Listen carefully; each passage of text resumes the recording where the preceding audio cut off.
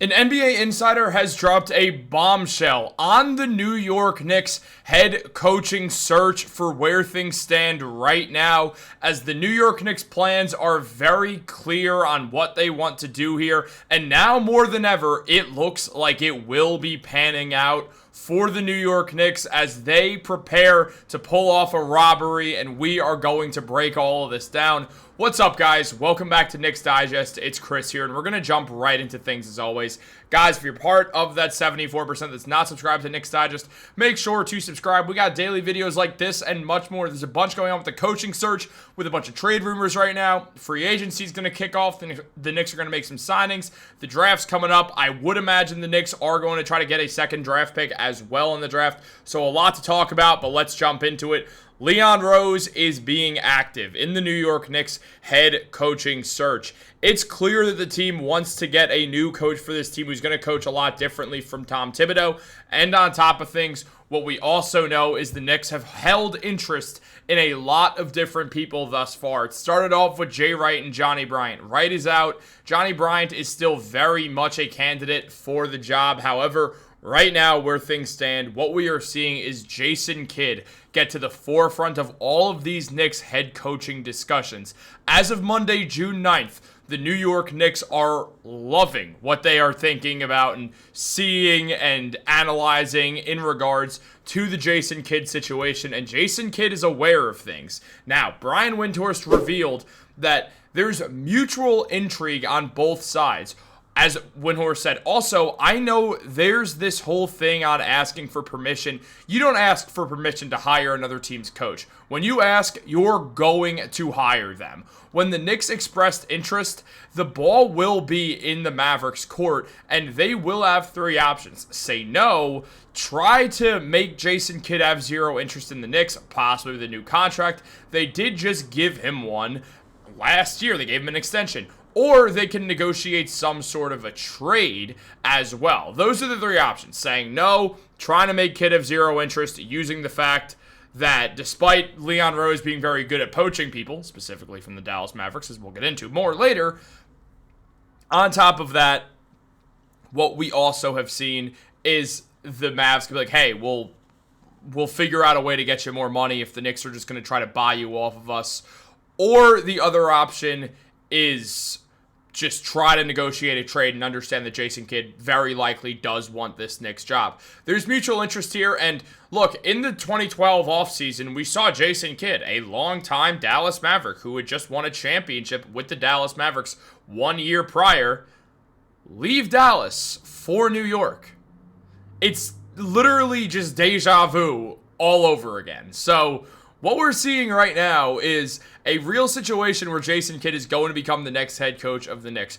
As I've said, from what I've heard, it was initially Jay Wright and Johnny Bryant. Johnny Bryant's still in the running. Johnny Bryant, if you ask me today, is still going to be the Knicks head coach if I had to bet on it. However, the Jason Kidd chances are clearly going up here. Now, there is a real world. Before we continue to discuss the fact that this is very possible, there is a real world that this is a smokescreen by Leon Rose. There is. I mean, the Mavericks are a team who the Knicks have robbed multiple times, and they might just want to turn around and do it again, or at least give sort of the implication to other teams, or the indication to other teams, that that's what they're doing, and then turn around and do something completely different. There's not a ton of teams without head coaches thus far. I mean, we saw the Nuggets fire Mike Malone. Adelman got hired instantly, and he got extended instantly, as he should have. And outside of that, there's only so many teams. Yeah, Memphis is looking for a head coach, and we'll see what they do there. But for the most part, what we're seeing is a offseason where most teams are going to be retaining their coaches.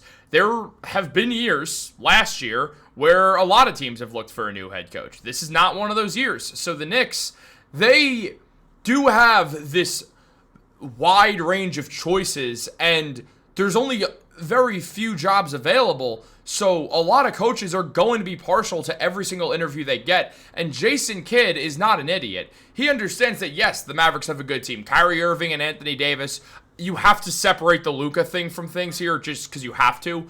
Kyrie Irving and Anthony Davis, good duo. Cooper Flagg gets in there.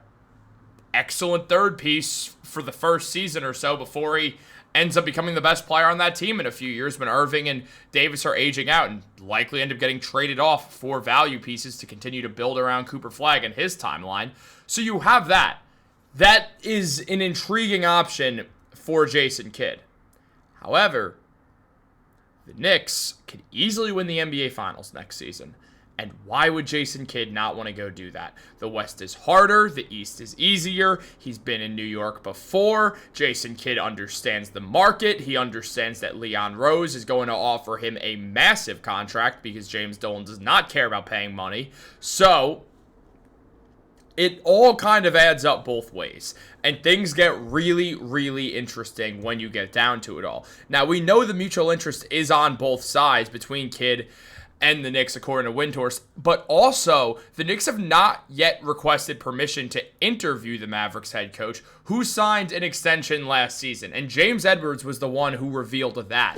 What we've seen from Edwards is that the Knicks have interest in Jason Kidd. The problem, Kidd, the coach of the Dallas Mavericks, has 2 years left on his contract. The Knicks, while they might be preparing to ask for permission to interview Kidd for their vacancy, have not yet made a formal request. There has yet to be any contact as of Monday morning, per a Mavericks team source, and yet when that time comes, according to multiple league sources, the expectation is that the Mavericks will deny this request. And on top of that, we're also seeing it get mentioned by Edwards. If Dallas were to deny the Knicks' request and Kidd would prefer to coach elsewhere, could he put up enough of a stink behind the scenes to make the organization's decision makers change their mind? It feels like the Knicks are banking on that. Even then, the Mavericks almost certainly would want draft compensation to facilitate such a rare move. New York, which depleted most of its capital over the last calendar year, would have to consider that as it moved forward in the process. We also saw Brian Windhorst sort of continue to comment on this as trades happen. And as Windhorst said, we have seen a handful of trade coaches over the last 15 to 18 years. One of them being Jason Kidd, being traded from the Nets to the Bucks for 2 second-round picks 11 years ago. So it's not like Jason Kidd hasn't been through this situation before.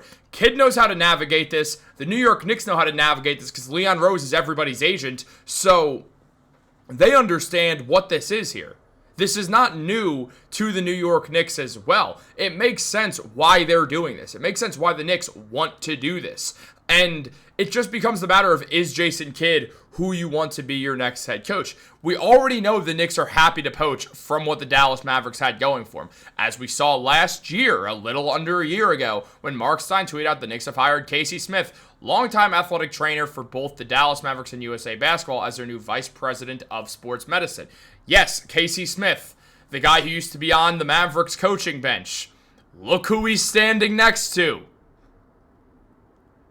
They have that in their corner as well. Casey Smith can try to sway things as well, saying, do you want to work for Nico Harrison or do you want to work for Leon Rose? Let's be real here. Which team looks like less of a disaster? The one that built up naturally and also, robbed the Dallas Mavericks of Jalen Brunson?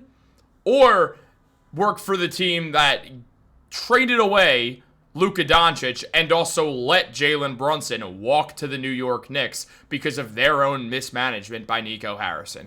It becomes that situation. The Knicks have been ran better over the last few years than the Dallas Mavericks, and I'm aware that the Mavericks made the finals not that long ago, but when they made the finals, Luka Doncic played for them. Luka's on the Lakers. Brunson is on the Knicks.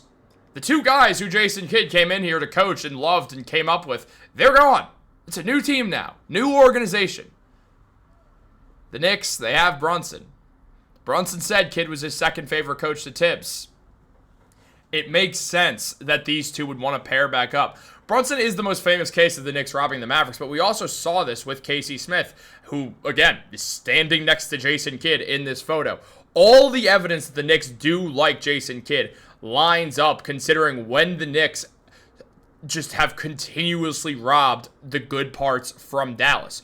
We saw the Knicks sign Jalen Brunson after he put up a playoff appearance where he had 21.6 points per game, 4.6 rebounds, and 3.7 assists. It was Brunson's coming out party. In that first round against the Utah Jazz, the man averaged 27 points per game and led the Mavericks to beating the Utah Jazz, a series that everybody expected the Jazz to win because Luka Doncic missed half of it with an injury. So what it became was the Jalen Brunson show. And the Jalen Brunson show worked so much that the Knicks gave him a contract that was a bargain deal after a year, even though they got made fun of for, because at the time there was an understanding why. However, Brunson turned that around, took the pay cut, stays in New York, is now leading the Knicks to a conference finals appearance, and now the Knicks, without a coach, it makes sense why we could see a whole big reunion in New York once again. Now, we look at the Knicks, and we look at what Casey Smith was able to do.